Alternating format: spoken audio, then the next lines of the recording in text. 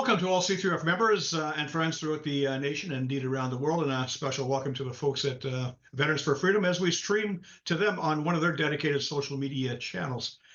Our C3RF in hot session today should be of great interest to all as it delves into the incredible case of Ottawa Police Service Detective Helen Grus.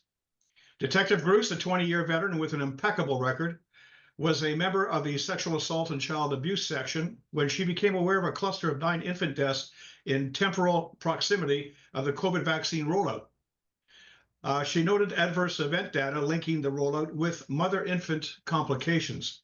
Detective Grus would launch an investigation and would find herself investigated for discreditable conduct as a result. Nearly 3 years later, she has been found guilty of discreditable conduct by the Ottawa Police Service. What does this mean for her career? What does this mean for the former ironclad police policy of using discretion to investigate investigations given reasonable grounds? Today, we roll in on these questions with an expert wingman in the form of Detective Donald Best, retired, who has been following the Grus case and all of its proceedings. By way of introduction, his write-up for the Ontario Civil Liberties Association in 2018 in their Civil Liberties Award is instructive. It stated that former Toronto Police Sergeant Detective Best was responsible for investigating Canadian police, lawyers, and politicians involved in organized crime, and was a leading Canadian anti-corruption whistleblower and activist. In his ongoing legal cases and public advocacy, Mr. Best exposed corruption in the Canadian legal profession, including secret orders and investigations by judges, the submission of false evidence in court by lawyers, and the failure of disciplinary bodies such as the Law Society of Ontario and the Canadian Judicial Council to investigate complaints against judges and lawyers. Mr. Best's tireless efforts to create integrity and accountability in the Canadian legal system make him an exemplary leader in the fight for equality before all under the law for all Canadians, including self-represented litigants. Welcome, Donald, to this session of In Hot. It certainly is an honor to have you here with us to discuss what many call the persecution of Detective Helen Grus. Can we start with how this seasoned professional found herself in this predicament? Well, Russ, I think she found herself in this predicament because she is a seasoned professional, a professional who values her oath and her duty to investigate without fear or favor wherever she sees potential crime. Yeah. And that's what she did. Now she has been found guilty of discreditable conduct for, quote, I have to paraphrase it here, but this is what they said. Yeah. Both the prosecutor and the judge, who was called the tribunal officer. He's not a judge. He has no legal training. He's a retired police officer. And what they said was that she failed to ask for permission to investigate a public official. Yes. This is what gets me. boy. This is what gets me, Donald. I had the impression that the police were supposed to be an independent investigative force, that they had the power, the discretionary power, I mean, based on reasonable grounds, to go ahead and investigate anything they bloody well like to investigate. Am I wrong? Is that not the case? You know, it was the case since 1826. But now you're wrong, Russ, because they've actually in Ontario changed the law. After the Grus thing got started, they changed the law. And in April 1st, 2024, the new police, basically the Police Services Act has been revised, and there were all sorts of regulations came in, some big changes, some small changes. But one of the biggest changes was in the regulations, which now destroyed 196 years of policing tradition, law, and rules in our society. Wow. And that was in, 124 years. That was in 1826. Sir Robert Peel introduced Peel's principles. Now, he was the one who professionalized policing first in England and the United Kingdom, and then into Canada, and it spread throughout the world. Because before that, the police were just basically a bunch of people who had loyalty to their political masters. Whoever told them to do this or go there, the laws were very loose, and you did what you were told. You obeyed Yes. orders. Now, this new Ontario law, they changed the Police Services Act. Are you saying that they actually put in print that a police officer doesn't have any discretionary powers when it comes to investigating public offices? Is that what it says? What it says is this, and it's a huge change in almost 200 years. A police officer must now, upon commencing a criminal investigation, because he comes across something or she comes across something, Yes. must at the first possible opportunity notify a supervisor, and the supervisor must decide to approve it or not approve it, to have it carried on or not carried on. Wow. Now, Wow. so, you have a discretion when you see something, you're driving down the road, whatever, you see something, you make an arrest, you have to tell somebody about it. And they make the decision whether or not your investigation will be continued, not you. And you say, well, that almost sounds reasonable, doesn't it? I mean, it sounds reasonable that if I make an arrest or I start an investigation, I should tell someone. Well, that's if you chance across something.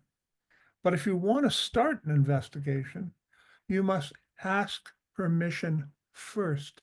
That's Okay. in the law.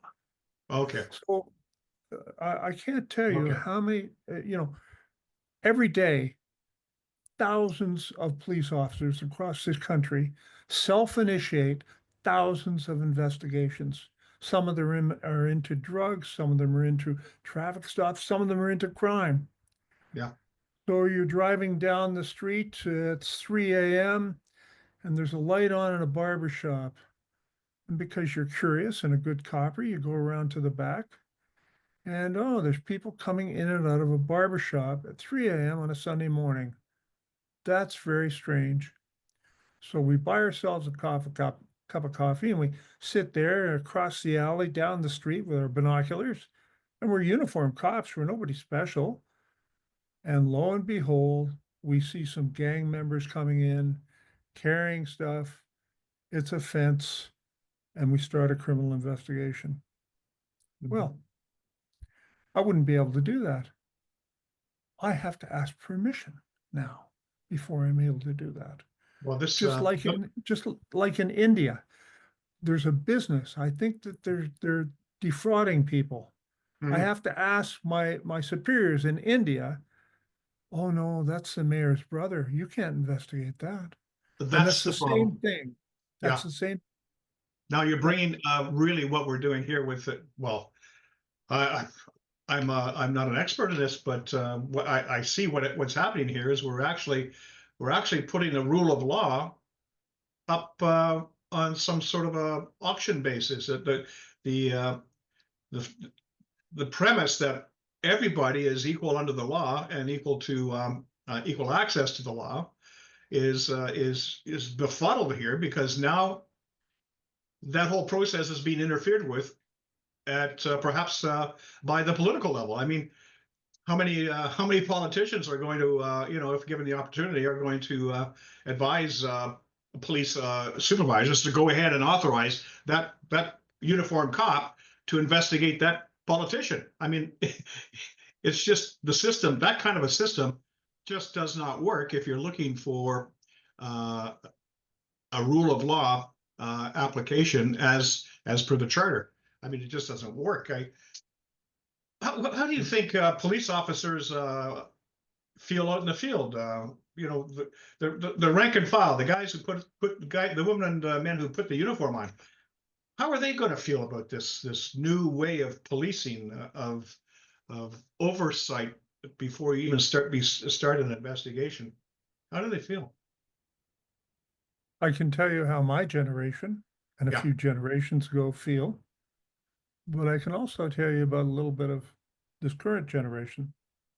And I'm terribly worried, terribly concerned, because we have a generation of police officers right now who are basically do what they are told. And we have chiefs of police. When Black Lives Matter were marching all across Yes. this country in the United States, but especially across this country during the lockdown, and they were violating the COVID rules, the same rules where the Toronto police went in and trampled customers at Adamson's barbecue, the same Yes. rules where they went in and trampled the convoy protesters in Ottawa. Okay.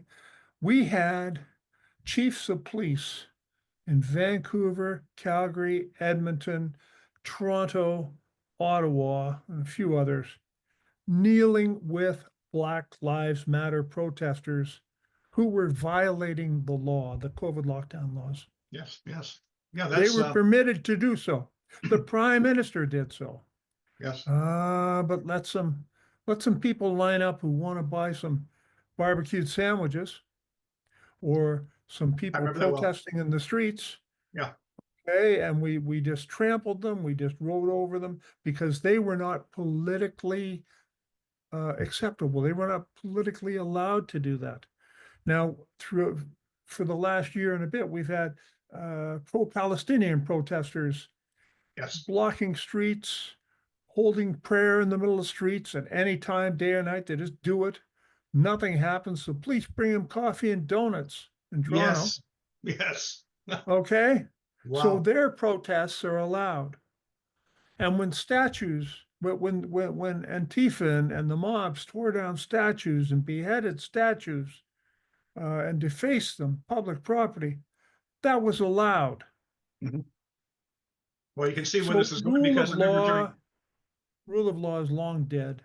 yeah, Yes. where we had the case in with Freedom Convoy 2022. There was all kinds of a ruckus put up because someone put a Canadian flag on the statue of Terry Fox, and that was sacrilege. That was illegal. I was called out.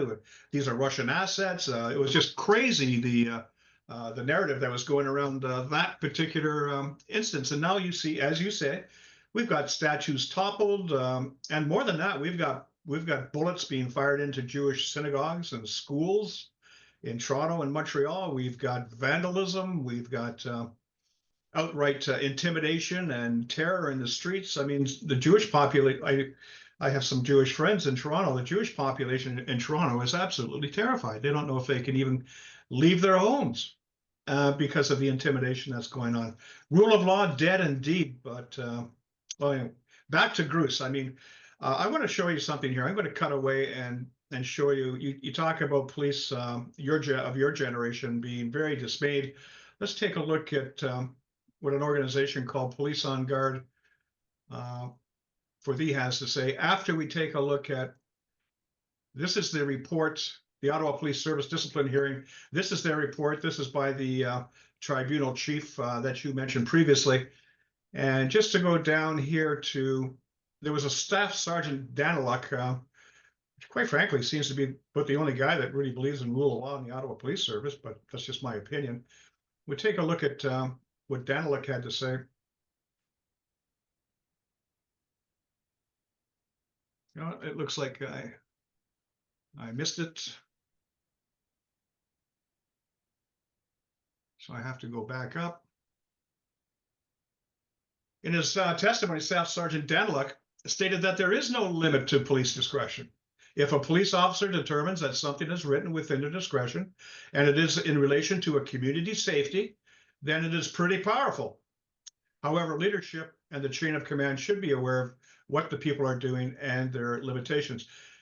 In all fairness to Helen Grus, she did believe that she had that authorization. She did believe that she had a green light from no less than the chief of police Slowly at the time and the deputy chief, and then thought she had everything in place to exercise her discretion.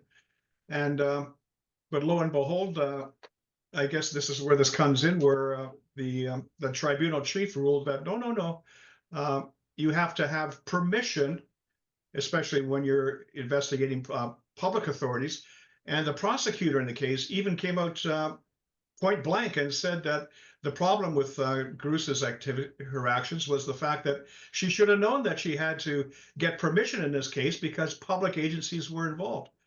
That is that certainly isn't any kind of Pelian police policy. That's absolutely crazy. No, it's a policy of a police state. Yeah. And I've said before that we are in a police state now. People, you know, when I lay out what a police state really is and all the considerations and all the touch points, we are there. We are absolutely there. Now, Detective Grus, the case against her was pursued for a number of reasons. One of those was to stop her investigation. Let's not take our mind off the babies here.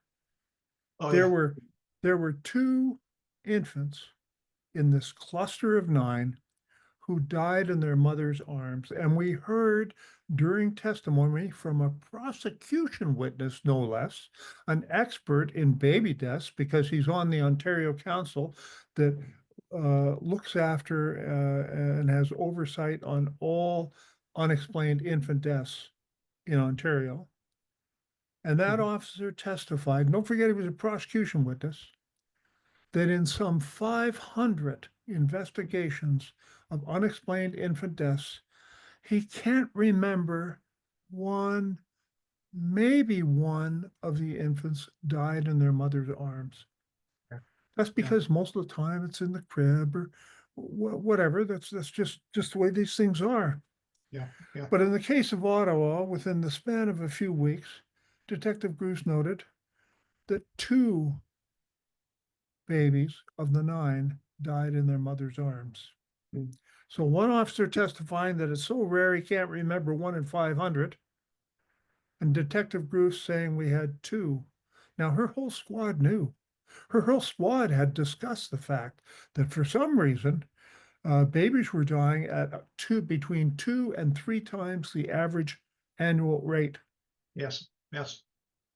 Yes.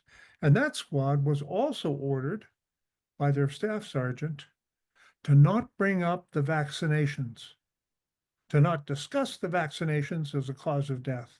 Yes. Now, look, I've investigated way back in the 1980s when I was a sergeant detective. Of course, I investigated infant deaths and other deaths. And I Yes. can tell you there's a form to be filled out, and it's still here all these years later. And it was part of the testimony in the Grus trial. And one of the things you ask, and it's so normal in any homicide investigation or sudden death investigation, what medicines were they on? Did they do any illegal drugs? Are they on any prescriptions? Were they given any injections? Did they have any vaccinations? Yes. And the other people in the house, vaccinations, prescriptions, everything. So it's a requirement. And one would only reason that it would be Yes.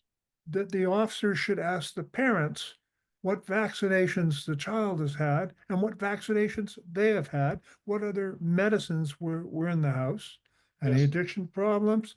I mean, this is what you do. Now, it's my And understanding, Donald, that this particular form, which is, as you say, is a policy prescription in the event of these child deaths, this form has to be filled out, and it includes vaccination status of the family, of the household, of the baby.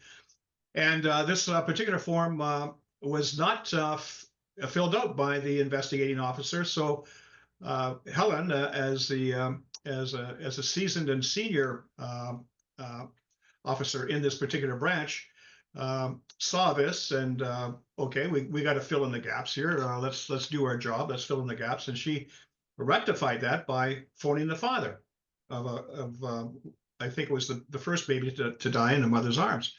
And it was for that, because she phoned and talked to the father, and that somehow got leaked out to the press, to the CBC, and then it became a privacy issue and all these other things when it really wasn't. It was just a step in the investigative process. That is where she got hammered and ultimately charged with discreditable conduct when she was simply doing her job. Yes, I'd like to expand a little on that and provide a little Yeah. more background and detail. First of all, she called on, I believe it was January 29th, something like that, 2022. She called one of the fathers, and because she wanted to know, was the mother vaccinated? Was the child vaccinated? Now, this wasn't Detective Grus' case, signed case. That's okay. I've done all sorts of investigations. So have so many other police officers where you come across something, somebody else is investigating something. Sometimes you might talk to the officer, sometimes you might not. There's no property in a witness. There is no property in a witness. Nobody owns a witness. Nobody owns a case. Nobody owns an investigation. Yes, Okay. makes sense. Mhm. Okay.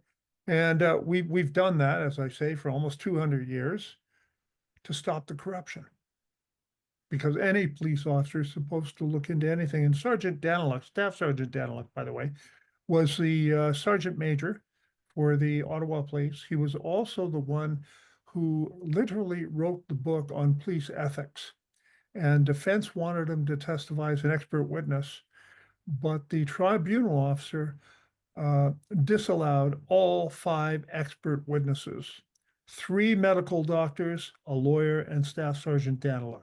Yes, yes. Okay, disallowed them all, and that's because we can't be having that. We can't have anyone mention the Pfizer documents to Yeah. show that Detective Grus was right, because here we are 3 years later, and she was correct.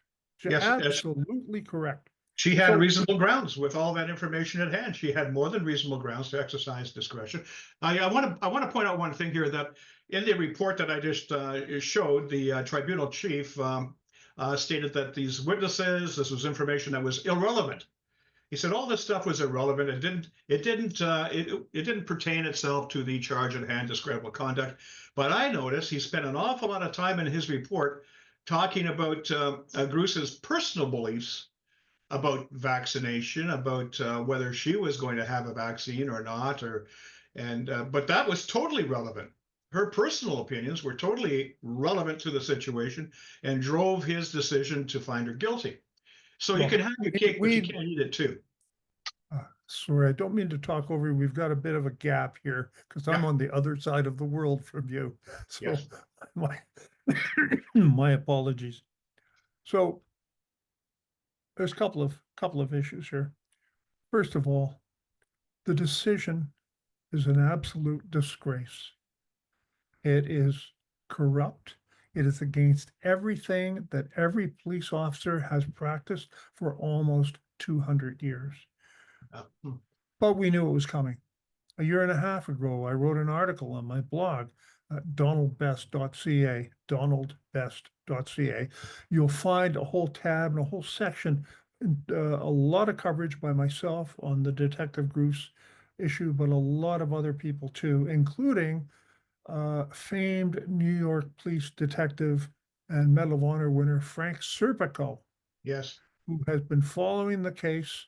I mean, Al Pacino played him in a movie. Nobody ever played me in a movie. How about you? Well, they should. Not me either, Donald. No. Right. But he said it's unsurprising because corrupt people will do anything up to covering up baby deaths to conceal their own guilt. That's a paraphrase, but that's what he says. This is the shame of it, because at the end of the day, let me cut away one more time here to show you this. You're not alone, because we have here an organization called Police on Guard for Thee, and they share your viewpoint. They say that the unfortunate truth of this decision is that our policing institutions have been corrupted at the highest levels. The police are supposed to operate independent of political pressures, be it external or internal. This is what Detective Grus is guilty of. So we can see that, yeah, you have a lot of support in the community.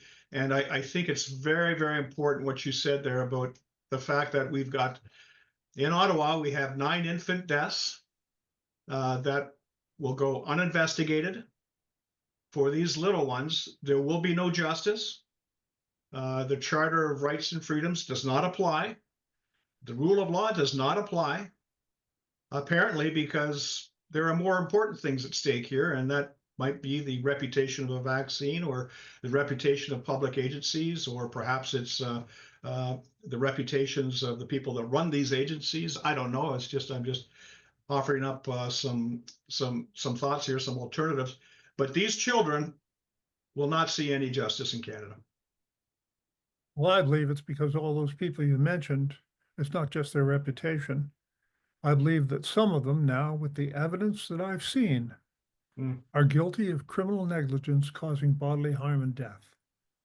Wow. I believe that the evidence is there. The Pfizer documents clearly indicate that Pfizer knew and covered up the fact that, well, for instance, in the early tests, there were no tests on pregnant mothers or infants. There were none. But some women got pregnant. And out of the 32 that they followed up on,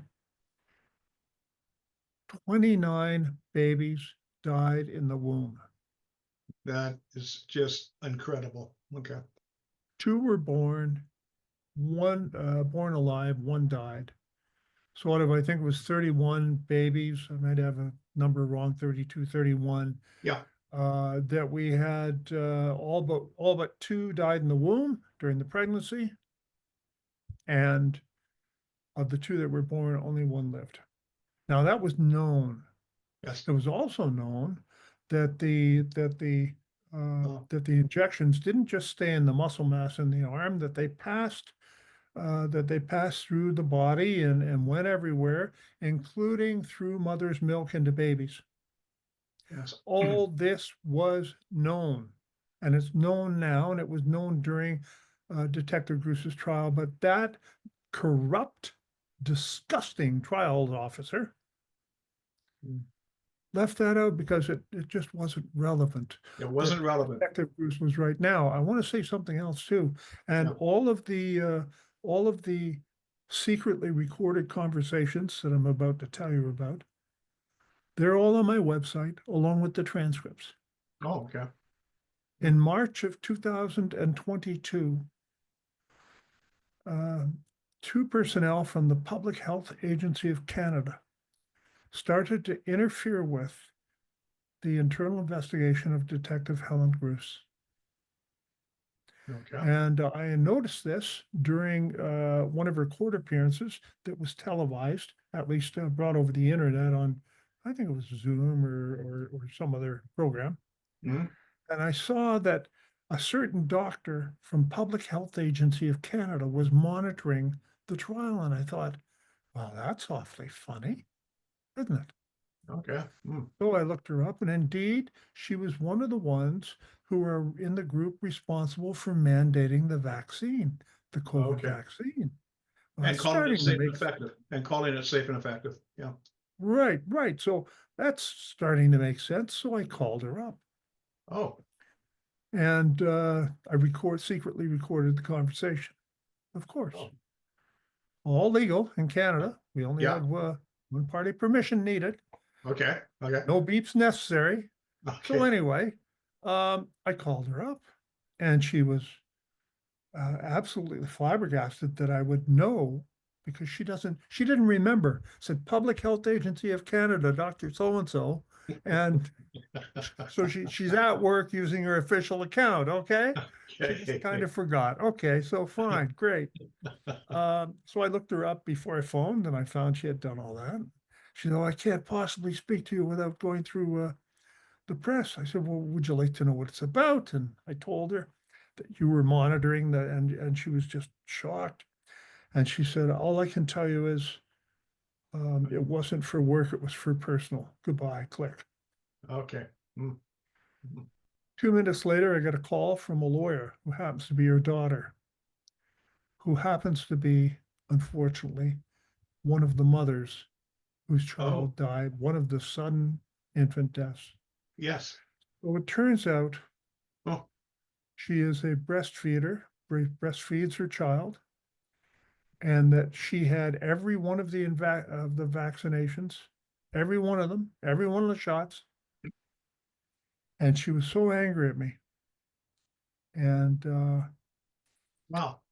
very angry at me.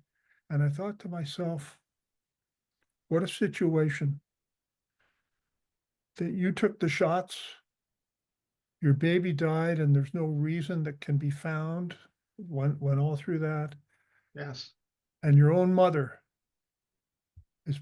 is part of that. And she also worked for did research for the Public Health Agency of Canada, this lawyer. So we have two of them, right? Yeah. Okay. So it's like a self-denial thing. And I'm so sorry for them. I really Yes. am. No, I like nothing but sympathy for the mother and the family. It's incredibly Exactly. sad. But at the same time, they did their best to sabotage the defense of Detective Grus. Yes. And I mean, you can talk about what their motivations might have been, but there's a lot of liability now.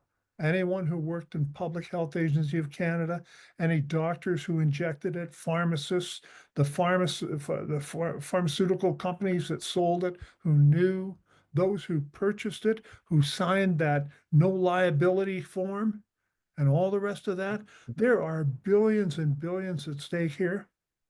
There's a pile of bodies and dead, injured people. No wonder the No desperate attempts wonder.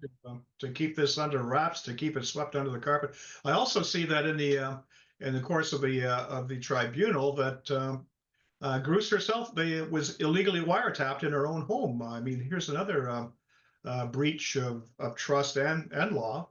In trying to, I guess, get information on her that they could use at the trial. I don't know what they're doing, but it just goes on I, and on. I know what they're doing. I spent a year of wiretapping organized crime, and I know that and any copper can tell you this. Yeah. It's not just the criminals who are wiretapped. It's their entire family. It's their business people, it's their clients, it's legitimate people or who are around them. Mhm. And I mean, because you just hear everything. You hear everything when you're wiretapping. I knew that a 15-year-old girl was pregnant 3 months before she told her parents. I knew that a grandmother was a cocaine addict and she kept it along with a bottle of vodka in the garden shed. Mhm. And Wow. everybody was just so pleased she would do the tomatoes every day. Well, of course she did the tomatoes every day. She's doing drugs and getting In the drunk. garden shed. Yeah. I listened to a young boy who came home from high school early to find his mother in bed with a neighbor. And he phoned his father. Okay. So, and I listened to everything. I mean, but here's my point in this. They know that. They did that to her, knowing that they would have to give her a notice that they had done that. Can you imagine how devastating it is to receive a notice that your whole family has been wiretapped? Yes.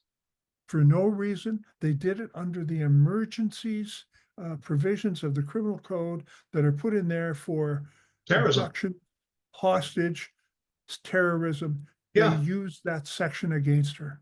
Oh. Yeah. So that just tells you about their intent, about what they're doing, and about why she was charged. And the other thing is, no other police officer in Canada would dare now launch a criminal investigation into pharmaceuticals and the poisonous and the frauds and the bodies. Nobody will do it. We have effective political control of police operations in Canada. We might as well be in Cambodia or India. Wow. And we can see it play out not just in this particular case, but we're watching it play out in the tariff situation we're dealing with now, because Americans are saying that we have one heck of a fentanyl and money laundering problem in Canada that, for whatever reason, cannot seem to be investigated by the RCMP. They just don't have the tools. They don't have this. They don't have that. Again, is this speaking to political corruption? Is someone benefiting by not investigating these horrendous crimes against Canadians and Americans? Well, let's talk about the last corrupt commissioner of the RCMP we had, Brenda Lucki. Oh, Again, boy. another disgusting bit of corruption. We had Canada's worst mass shooting down in Nova Scotia, where Yeah. the perpetrator, dressed as an RCMP officer, had his car dressed up, had a used RCMP car, and just went on a rampage shooting people. Yes. Okay? So very fresh in that investigation, very soon. Commissioner Lucky phoned the homicide team, and somebody had the presence of mind to record it. Thank you Yep. to that Yep. officer. Mhm. And demanded that they release to the press the types of weapons that were used, so the liberals' anti-gun policy, political policy would be forwarded. It could ride on that right now. Yeah. Now, when you're in the middle of a homicide investigation, especially early stages, you don't know where the guns came from. They come from that Indian reservation. Were they purchased legally? Were they bought behind some bar? Were they part of a break-in? Well, apparently all of those things. But you don't reveal that because the people who gave the guns are going to know. They're going to know and they will hide evidence. So Yes. it is a very destructive, unprofessional thing to do. And a corrupt Commissioner Brenda Lucky ordered the police to do that, and she was angry when they didn't, and they held their ground. That's just one incident, but if she would do that just like that, it's like she didn't even know it was wrong. It was like, do it so the liberal government can further their political agenda. She Amazing. didn't even, right. So I think back to that picture I saw, a video I saw of Commissioner Lucky and Justin Trudeau exchanging hugs and kisses. Okay. Yes. Yes, I remember With that. her in uniform. Yeah, you remember that? Well, Yes. there's one that just came out yesterday that I saw, which has the current commissioner of the RCMP, big hugs and arms around each other, smiling, mugging for the camera. Yeah. With No. Prime Minister Carney. Yes, I've seen that. You see that one? Yeah. I What a think disgusting thing to do. when we're talking about the Nova Scotia mass murder, I think the man who stood his ground was RCMP Superintendent Campbell, I believe was his name. Now, my question to you is, are there more Campbells out there? How does this get addressed? Who's going to take this forward and say, hey, we got a real problem here with corruption in our now our laws are telling police that they have to follow these corrupt processes to ensure that certain things don't get investigated. Who's out there to fix this? Where's the check and balance? How do you see this resolving itself? I forget the numbers, but I think we have something like 71,000 sworn police officers in Canada. I think Yeah. that's what it is. Mhm. Only one had the courage and the integrity to do what Detective Grus did. Oh boy. Even though all that evidence is there. I saw on that paper you put forward Sergeant Arbuthnot. Well, let me tell you about Sergeant Arbuthnot of the Ottawa Police. He was one of the professional standards investigators. And first of all, back in March of 2022, when the whole thing hit the papers, what happened? It was two rogue police officers, comrades of undoubtedly of Detective Grus's, who went illegally, secretly, and criminally to the CBC reporter, Shamini Yogaratnam, gave them Yes. the whole story, all the inside information. Well, Detective Grus demanded that the Ottawa police investigate who that was. Now, they could have seized phones like they seized Detective Grus's phone.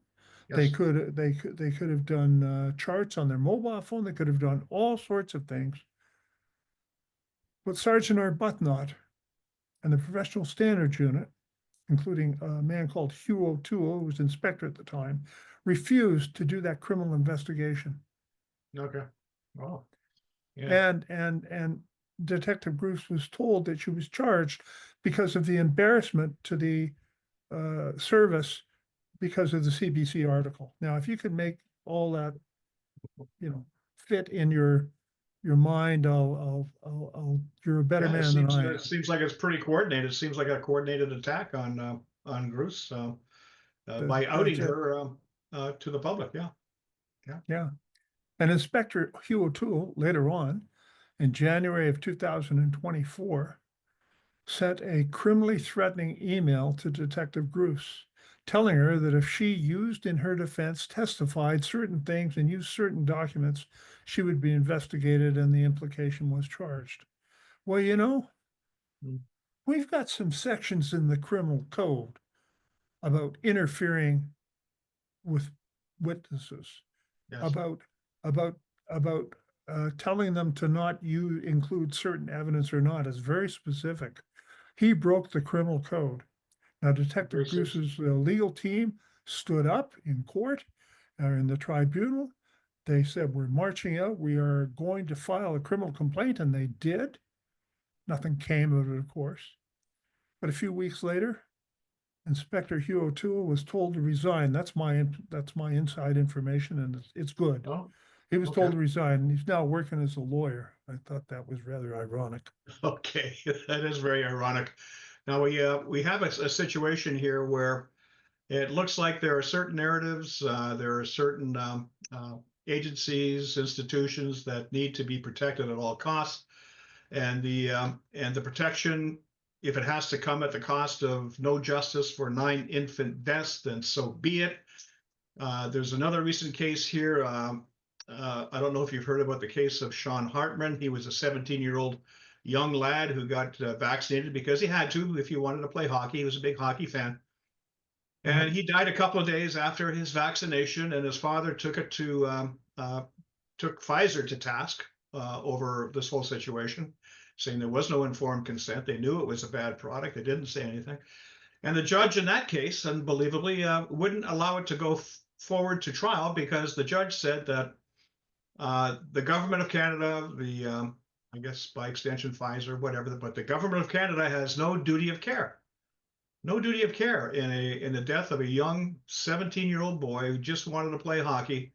Again, it seems like another sacrificial lamb that's being offered up, and I can't help but think of, 3,500 years ago in a country called Canaan, they used to offer up their children to a fire god of some sort, and I just can't break the comparison. Yes, Moloch, yeah, I just can't break the comparison. Here we are offering up children as sacrificial lambs. This is not my Canada. It's not my Canada. I'll tell you that. It is now, Russ. It is now. It is now. How do we take it back? Yeah, how do we take it back? Perhaps we can start here with by discussing it when no one else will discuss it. Maybe this will help somehow. How can people help you with your endeavors, Donald? Is there anything our membership at C3RF can do to help out or keep track or? Well, I think there's a few major cases on the go right now, and we should all be aware of them. One is Detective Helen Grus. Yes. Actually vital. She's going to have to appeal. We can't let this stand. She's going to have to appeal. They're trying to destroy her. Yes. She was due for promotion 3 years ago. Well, that's gone. She's had to spend over $400,000, is my understanding, in legal fees. The union, her police union, didn't pay No legal support. fees. Yeah, No now support. listen to this. First of all, the union-backed mandates, the vaccine mandates, never mind bodily autonomy, you'll get them or you'll be out of a job, out of a mortgage, will destroy your life. The union, their own union backed that. So there's a liability issue there, and they don't want her to succeed. They absolutely don't want her to succeed. That's my opinion based on what I'm seeing, okay? But the other thing is they won't pay her legal fees for an on-duty investigation, but they paid the legal fees for an on-duty rapist. They paid the legal fees for coppers who took bribes on duty from tow truck companies. Yes, Okay. I remember. Mhm. So the whole thing is just unbelievably corrupt. And I don't know what we're going to do. It seems like every institution in this country has been corrupted to the point where no individual is willing to stand up. Look at all the doctors who lost their licenses for Yes. daring to suggest what we now know is true. I've talked to some of them. Yeah. Yeah, absolutely. So send money to help Detective Grus. Dan Hartman's case for his son Sean, very important too. No duty of care. That's going to have to be appealed. Yeah. These things take millions and millions of dollars. Well, But the other thing I want, the third thing I want is this. There are a lot of people today, former police officers, former crowns, lawyers, and even some police officers who are still on duty but have to be careful. People are collecting evidence, real evidence, and there's a lot of it out there to show what people knew, when they knew it, and what they did. I have said that many people in this country are guilty of criminal negligence causing death with the mandating of the mRNA vaccines that they knew, not should have known, absolutely knew were death. And they lied to the public and mandated it. And in so doing, some of them made lots of money. And they're afraid now, and they should be. They should be afraid. They're frightened to death, and they're going to do anything they can, including destroying the only police officer in Canada that had the integrity and courage at the time to investigate this. So we need the evidence. Evidence and money. Looks like Evidence and two money. things that are in high demand here, Donald. And thanks for putting that forward. I know our C3RF membership will take great interest in that. And it's been wonderful talking to you again. I'm glad to hear that everyone's fine in Thailand there after that big quake. Boy, that was something else, watching the video on that stuff. But again, thanks so much for joining us today with this very, very important discussion. Thanks, Donald. Thanks for the opportunity, Russ. Okay, until next time. Bye-bye.